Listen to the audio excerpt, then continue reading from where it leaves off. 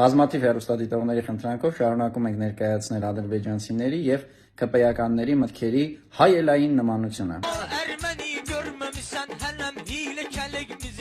Ադրբեջանցի երգիչը սպառնում է, որ մենք հայերս դեռ չենք տեսել իրենց հնարամտությունը։ Ընտրեմ։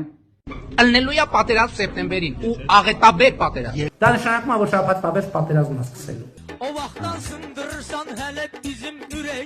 Այստեղ էլ դժգոհում է, որ տասնամյակներ շարունակ մենք իրենց ցավ ենք պատճառել։ Իրանք էլ են մարդ սպանել, մենք էլ ենք մարդ սպանել։ Մենք պետք է հասկանանք, որ բացի մեր ընկալումից կա նաև իրանց ընկալումը։ Իրանց ընկալմամբ մենք 30 տարի իրանց տարածքի 20%-ը եւ ավելին օկուպացված ենք ողել։ Այստեղ երգում է մեզ արդեն ծանոթ մի թեմայի մասին։ Հայերի, մասնավորապես արցախցիների, այսպես ասած անշնորհակալության մասին։ Ընտրեմ։ Մենք Հայաստանի քաղաքացիների աշխատած միլիարդներ ենք ծախսել, որ դուք այնտեղ մնաք։ Այս մեկը թերևս մեկնաբանությունների կարիք չունի։ Շուշի մեկ դժբախտ,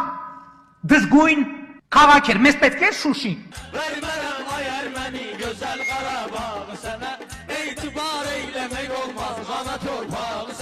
Հասանք ամենադաժան հատվածին՝ Արցախի հայապատկանության կամ չհայապատկանության հարցը, որտեղ ադրբեջանցիների և ԿՊ-ականների մտքերը նույնն են։ Իսկ ինչ եք Արցախ ասում։ Ղարաբաղն էլ Ադրբեջանինն է եւ Լեռնային Ղարաբաղը միշտ եղել է Ադրբեջանի կազմում։